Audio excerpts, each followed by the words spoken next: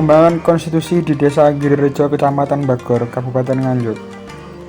Yang pertama kita akan membahas pengertian konstitusi. Konstitusi sebenarnya adalah hukum dasar yang dibedakan dengan Undang-Undang Dasar. Konstitusi dapat diklasifikasikan dalam arti luas dan arti sempit. Konstitusi dalam arti luas adalah konstitusi yang tertulis dan tidak tertulis. Sementara konstitusi dalam arti sempit ialah Undang-Undang Dasar.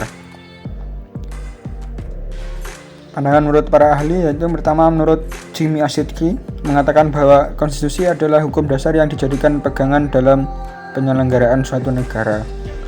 Kedua yaitu menurut Wade dalam bukunya mengatakan bahwa Undang-Undang Dasar adalah naskah yang memaparkan tugas-tugas pokok dari badan pemerintahan suatu negara dan menentukan cara kerja badan-badan tersebut. Dari pendapat beberapa para ahli tersebut dapat ditarik kesimpulan bahwa konstitusi meliputi konstitusi tertulis yang kemudian disebut undang-undang dan konstitusi tidak tertulis yang disebut dengan konvensi ketatanegaraan. Selanjutnya kita akan membahas tentang pentingnya konstitusi dalam negara. Konsekuensi logis dari kenyataan bahwa tanpa konstitusi negara tidak mungkin akan terbentuk. Maka konstitusi menepati posisi yang sangat-sangat krusial dalam kehidupan ketatanegaraan suatu negara. Mengapa demikian? Karena negara dan konstitusi merupakan lembaga yang tidak dapat dipisahkan satu dengan yang lainnya. Selanjutnya, kita akan membahas mengenai nilai-nilai konstitusi. Yang pertama yaitu nilai normatif, yaitu suatu konstitusi yang resmi diterima oleh suatu bangsa dan bagi mereka konstitusi itu tidak hanya berlaku dalam arti hukum tetapi juga nyata berlaku dalam masyarakat, dalam arti berlaku efektif dan dilaksanakan secara murni dan konsekuen. Selanjutnya yaitu nilai nominal, yaitu suatu konstitusi yang menurut hukum berlaku tetapi tidak sempurna. Dikatakan tidak sempurna itu disebabkan karena pasal-pasal tertentu tidak berlaku atau tidak seluruh pasal-pasal yang terdapat dalam Undang-Undang Dasar itu berlaku bagi seluruh wilayah negara.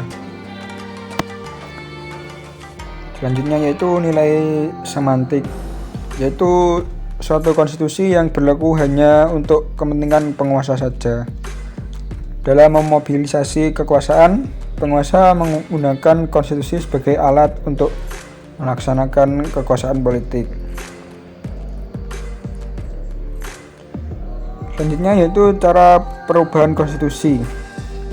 Pertama itu secara revolusi, itu pemerintah baru terbentuk sebagai hasil revolusi yang membuat konstitusi yang kemudian mendapat persetujuan dari rakyat. Selanjutnya yaitu secara evolusi, itu konstitusi berubah secara berangsur-angsur. Selanjutnya yaitu ada sifat-sifat dari konstitusi, yaitu konstitusi tertulis, itu aturan-aturan pokok dasar negara, bangunan negara dan tata negara, dan bagian juga aturan dasar lainnya yang mengatur kehidupan suatu negara di dalam persekutuan hukum negara. Yang kedua yaitu ada konstitusi tidak tertulis, yaitu berupa kebiasaan ketatanegaraan yang memiliki syarat, diakui dan dipergunakan berulang-ulang pada praktik penyelenggaraan negara, tidak bertentangan dengan Undang-Undang Dasar maupun Undang-Undang dan yang sejajar dengannya, serta diterima oleh rakyat.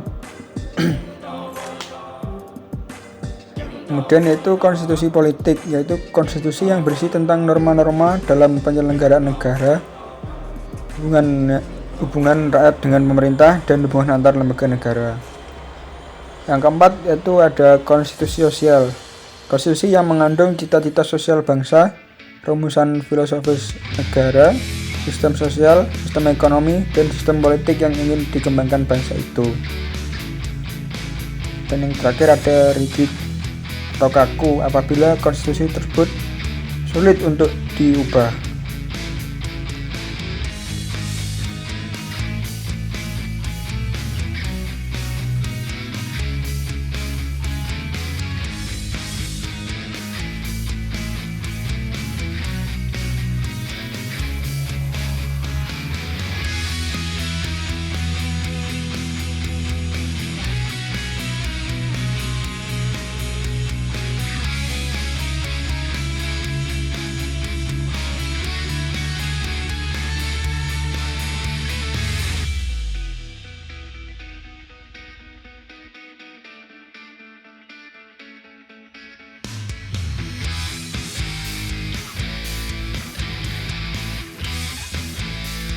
Menurut saya, konstitusi merupakan tonggak atau awal terbentuknya suatu negara dan menjadi dasar utama bagi penyelenggara negara. Oleh sebab itu, konstitusi menempati posisi penting dan strategis dalam kehidupan ketatanegaraan suatu negara. Konstitusi juga menjadi tolak ukur kehidupan berbangsa dan bernegara yang syarat dengan bukti sejarah perjuangan para pendahulu sekaligus memuat ide-ide dasar yang digariskan oleh pendiri negara. Kesimpulan dari hasil pengamatan saya di Desa Anggirejo, Kecamatan Bagor, Kabupaten Nganjuk mengenai perkembangan konstitusi, yaitu konstitusi telah dijalankan dengan baik di Desa Anggirejo. Namun perkembangan konstitusi harus tetap ditingkatkan kembali agar konstitusi dapat berjalan dengan semestinya. Ya, demikian dari saya. Sekian dan terima kasih.